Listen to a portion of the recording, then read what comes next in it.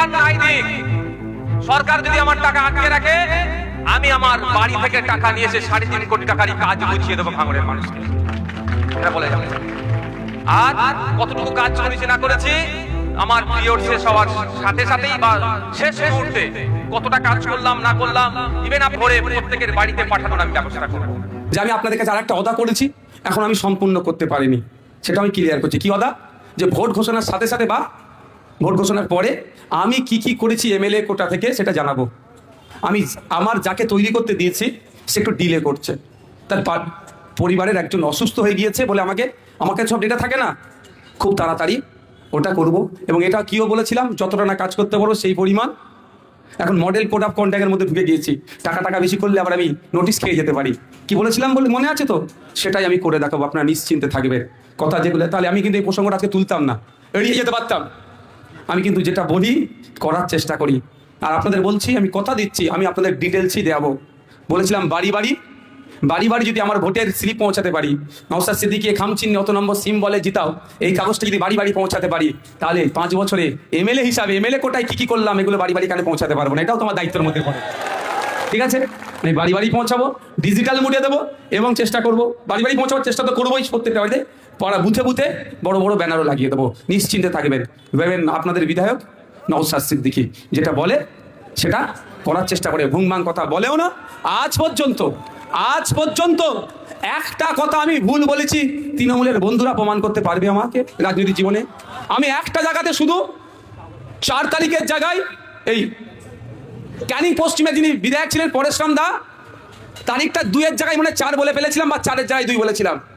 পরবর্তীতে আমি বিধানসভায় খোঁজ নিয়েছি, আমার আশপাশে যারা বিধায়ক ছিল সবাইকে ফোন করেছি, সব তৃণমূলের, তাও ফোন করেছি, ওরা অবাক। আমি দাদা ওই দাদাটা কবে এসেছিল, কারণ আমার মনে হচ্ছে আমি ভুল বলে ফেললাম। ফোন করে কনফার্ম হলাম যে আমি ভুল বলেছি। আমি কিন্তু ফেসবুকে আমার অ্যাডমিনদেরকে দিয়েও ভুল স্বীকার করেছি, সেই ছিল নওশাদ সিদ্দিকী ভাই। আমি আমার ব্যাংক ব্যালেন্স বাড়ানোর জন্য আমি রাজনীতিতে আসিনি, আমার প্রভাব প্রতিপত্তি বাড়ানোর জন্য রাজনীতিতে আসিনি, বরঞ্চ রাজনীতিতে এসে আমার লসে রান করছি। কেন লসে রান করছি, এটাও স্বার্থ থাকতে পারে, বিনা স্বার্থে কিন্তু মানুষ চলে না। আমার স্বার্থটা ওটাই যে মানুষ একটু সুখে থাকুক, শান্তিতে থাকুক, তার অধিকার নিয়ে বেঁচে থাকুক, এটাই হচ্ছে আমার স্বার্থ। বিগত 5 বছরে আমি ভাঙড়ের মানুষকে ধন্যবাদ জানাবো যে আমার পাশে আপনারা ছিলেন। আমি একটা সংবর্ধনা নিতে এসেছিলাম আপনাদের কাছে, সেই সংবর্ধনাতেই আপনি এক প্রার্থীকে রাস্তায় বসিয়ে দিলেন। আপনারা ধন্যবাদ আপনাদের। এই ঋণ আমি কোনোদিন পূরণ করতে পারবো না, এই ভালোবাসা আমি কোনোদিন পরিশোধ করতে পারবো না, এই স্নেহ আমি কোনোদিন আপনাদেরকে সম্পূর্ণরূপে রিটার্ন দিতে পারবো না। তবে অনুরোধ এতটুকুই করব, চোখ কান খুলে রেখে চলবেন। কাগে কান নিয়ে যাচ্ছে বলে কাগের দিকে তাকাবার প্রয়োজন নাই, নিজের কানে হাত দিয়ে দেখুন যে নওশাদ সিদ্দিকীকে আমরা জিতিয়ে বিধানসভার মধ্যে পাঠিয়েছি।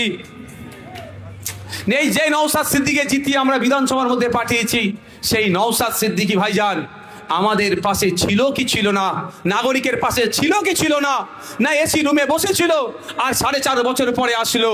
আমি দায়িত্ব নিয়ে বলতে পারি, এমন কোন বিধায়ক নাই যে তার বিধানসভায় নওশাদ সিদ্দিকী ভাঙড়ের বিধায়ক যে টাইম দিয়েছে সেই রকম টাইম দিয়েছে কেউ দেখাতে পারবে না।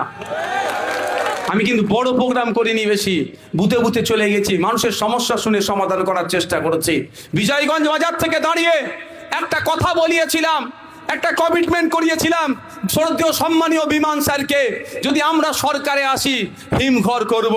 কিন্তু দুর্ভাগ্য, ভাঙড় ছাড়া সারা রাজ্যের মানুষ বিজয়মূলের ট্যাপে পড়ে গিয়েছিল। আমি মনে করি আজকের দিনে সব থেকে চালাক, সাহসী, বিপ্লবী মানুষের নাম হচ্ছে ভাঙড়ের মানুষ। তারা সাহস দেখিয়েছিল, সারা রাজ্যের মানুষ, সুজাপুর থেকে, মালদা থেকে, দিনাজপুর থেকে, যেখানে কোনো দিনের জন্য তৃণমূল রাগাতে পারেনি, সেখানেও তারা জিতেছিল ব্যাপক লিডে। কারণ সিএনআরসি করে তাড়িয়ে দেবে ভাঙড়ের মানুষ দৃষ্টান্ত দেখিয়েছিল। কিন্তু আজকে আমরা সেখানে ক্ষমতায় না যাওয়ার ফলে হিমঘর নিচে তৈরি করতে পারিনি। কিন্তু খোঁজ নিয়ে দেখুন, বিধানসভার মধ্যে লাইভ টিভি হয় না, সমস্যা এখানে সমস্যা এখানে লাইভ টিভি হয় না। আমি তো বারবার বলে এসেছি বিধানসভায় টিভি চালানো হোক।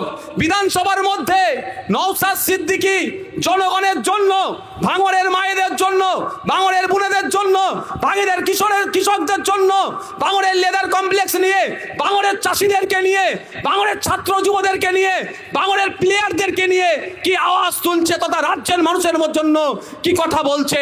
তাহলে লাইভ টিভি থাকলে আজকে আমাকে কিন্তু গলা ফাটাতে হতো না। বড় এলসিডি লাগিয়ে ওটা জ্যাকটা গুঁজে দিত, আমার বিধায়ক বিধানসভায় কি করেছে দেখো, ইচ্ছা হলে ভোট দাও, নালে ভোট দেবে না বলে দিত।